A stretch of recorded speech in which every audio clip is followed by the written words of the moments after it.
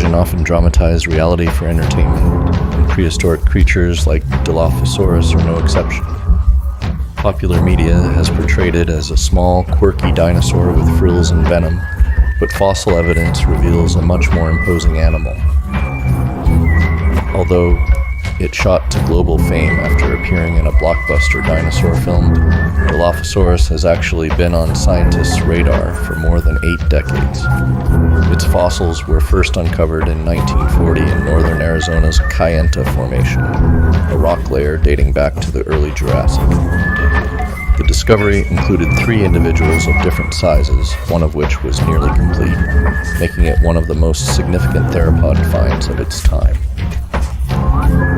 At the time of its discovery, paleontology was still developing, and many newly found theropods were often misidentified.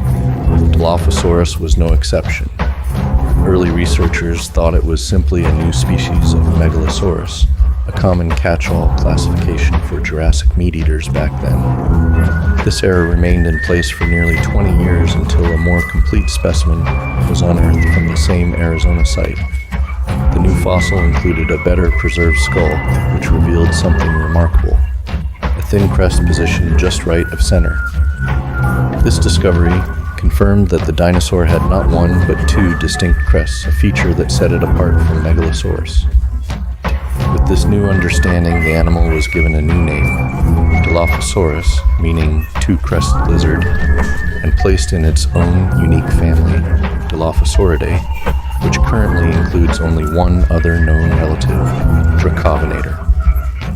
The discovery of a larger and more complete Dilophosaurus specimen not only revealed the iconic twin crests, but also turned out to be the biggest individual ever found, and it still holds that record today. Estimated to have reached about 7 meters, 23 feet in length, this fully grown adult rivaled the size of the later and more widely known Ceratosaurus. But while Ceratosaurus had a stockier frame, Dilophosaurus was built for agility. With a lightweight, hollow-boned skeleton, it likely weighed around 400 kilograms, 80 to 80 pounds, similar to a modern brown bear. Though not as massive as the giant predators that came later in the Jurassic and Cretaceous, Dilophosaurus was the largest known land animal in North America during the early Jurassic, standing as the undisputed apex predator of its ecosystem. This reality contrasts sharply with its Hollywood portrayal.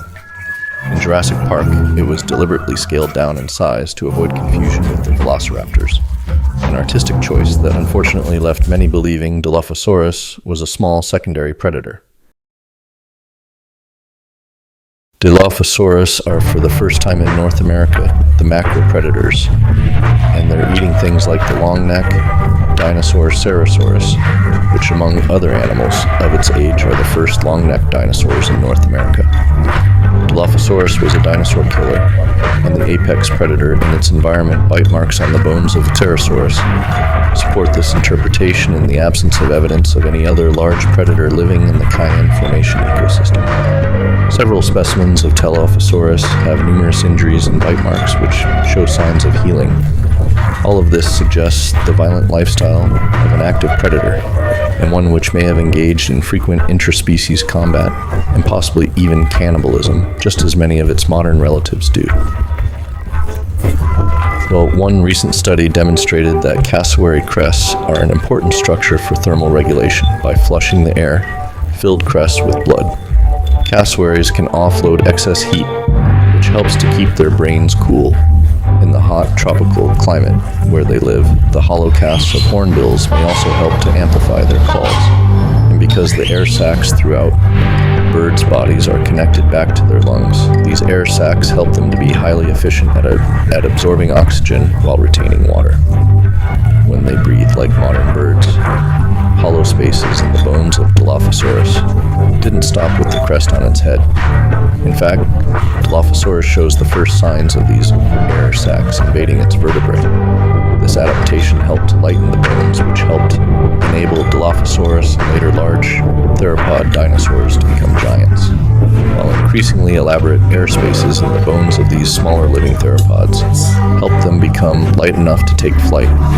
The wild expansion of these air sacs into the crest of Dilophosaurus suggests that sexual display and possibly thermal regulation, sound resonance, or moisture retention were among the main factors driving the evolution of these structures, and lightening of the bones for achieving giant size was a secondary adaptation of air sacs in the bones of dinosaurs. Elaborate display features such as showy keratinous crests often evolve in groups of animals, which are widespread and highly successful, and Dilophosaurus was definitely successful, its skeletons being found at multiple levels of the Cayennetta Formation suggests that these animals persisted in northern Arizona for several million years.